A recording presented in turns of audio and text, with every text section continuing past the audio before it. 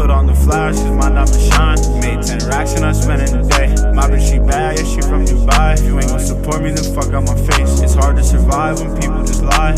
She fuck with me cause I'ma make it. You gotta remember that I was behind. I stood on my grind, I knew I would make it. Thought we were forever. Voy a la playa, había subido la marea.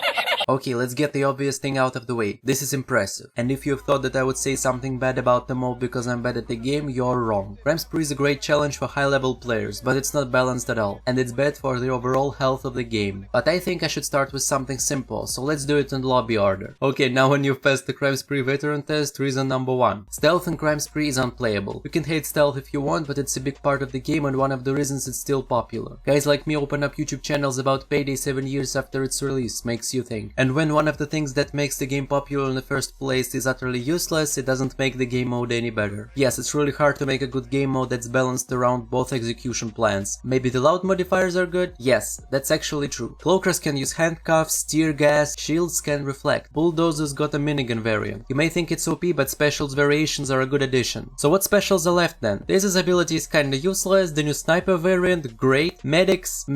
Okay, it's not that bad. Okay, the devs are trying to say that we should prioritize medics, great. Infinite stacking? This could be broken, I might look into that. Wait, what? So, one of the most annoying enemies in the game, whose ability is to revive his allies no matter the health pool, is now AoE, and it was added in the game mode where health pools are practically infinite. I thought that I must prioritize medics, why should I be punished for it? This is one of the most irrational game design features that I've seen in the video game ever. Wait, there's more? Even more of those fuckers present at any given time? This is so freaking bad, it can get worse than— No nurses, no ambulance, just me! So now, I have to play with a lot more medics on a map that can heal faster and provide damage boosts. I can't even kill them, and if I'll somehow manage to do it, I'll get punished for doing it. This is just stupid. Okay, and the reason number 3 is the absence of balance and variety. And I'm not saying that the whole game must be balanced around 64 million crime sprees, but some changes are definitely needed. My proposed changes are going to be at the end of this video, but for now let me explain what exactly is broken. Crime spree progression can be divided into 3 parts. First part is plain overkill, that's really easy to the point of boredom, where everything can be used. Part 2 is the Thanatos plus commando builds, which are used pretty much only because they can theoretically murder someone. Do you see the problem here? And the third part is the flamethrower one, where you literally can't kill a regular cop. So, in short, the difficulty is too low when it should be challenging, and when it is challenging, the weapon arsenal is narrowed to 2 weapons. And the cause of it is really easy to figure out. Cheap difficulty methods. As I've already said, most of the loud modifiers are pretty good, the problem with them is their amount. All of the modifiers are applied at roughly rank 450, which is still considered relatively simple, and after that every modifier is the same health and damage buff. In other games with progressing difficulty you can at least improve your character, here it's just you'll die 20% faster. No AI changes, no new challenges, just more bullet sponges. For example, Holdout doesn't have this problem, because you're presented with a choice after every wave, and the game gets progressively harder with each assault, not every hour. Okay, and before I'll talk about how to fix this game mode in my opinion,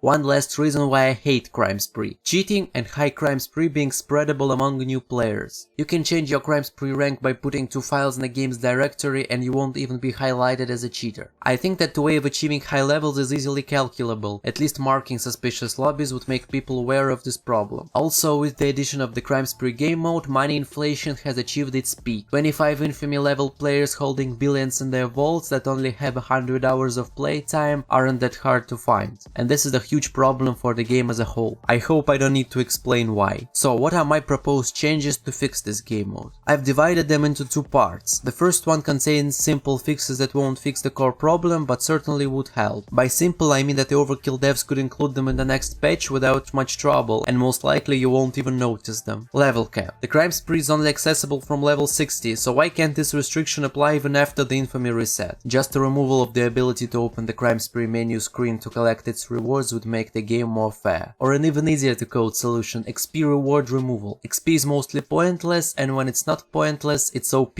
Yes, this game is strange. Or if you want to make drastic changes, leave only cards and coins. Removal of money from this game mode's rewards altogether would be beneficial for the overall game's health. Also, just like the removal of the Big Oil Day 1, FBI server and Shadow Raid removal would make the crime spree less grindy. And all of the essential mods should also be implemented into the base game, that's an obvious fix. Especially especially the lobby finding one. And if possible, abuse of these two buttons should also be fixed. And one more thing, why can't I buy the exact rank that I want? I think this feature is relatively easy to code. Okay, now let's imagine the perfect crime spree of your, well, my dreams. I think that a different skill tree with the crime spree only boosts may work really well. Or even better, in my opinion, the gauge boost system should be reworked to have its bonuses apply not to a single heist but to the whole spree. This way regular players would get a sense of progression while the high level players would still have their version of the game. Also, more unique modifiers are definitely needed, at least up to the 1000 points. And the ability to choose modifiers would be cool. I'm talking about the real choice, not the choice of what will be added to the spree first. Medics should be nerfed to oblivion, obviously, and the health buff's frequency should at least be slowed down, so bullet spawn just won't be a problem up until the really high level sprees. And one more thing, if the core idea of crime spree is speedrunning, an in-game leaderboard with the highest sprees active and the fastest heist completed would be awesome to have. Humans love competition and stuff. Okay, and if you are still here, please press the like button and consider subscribing, or if you're still unsure, watch my Payday 3 wishlist video. Thanks for your support everyone, I hope to see you soon on this exact channel. Bye!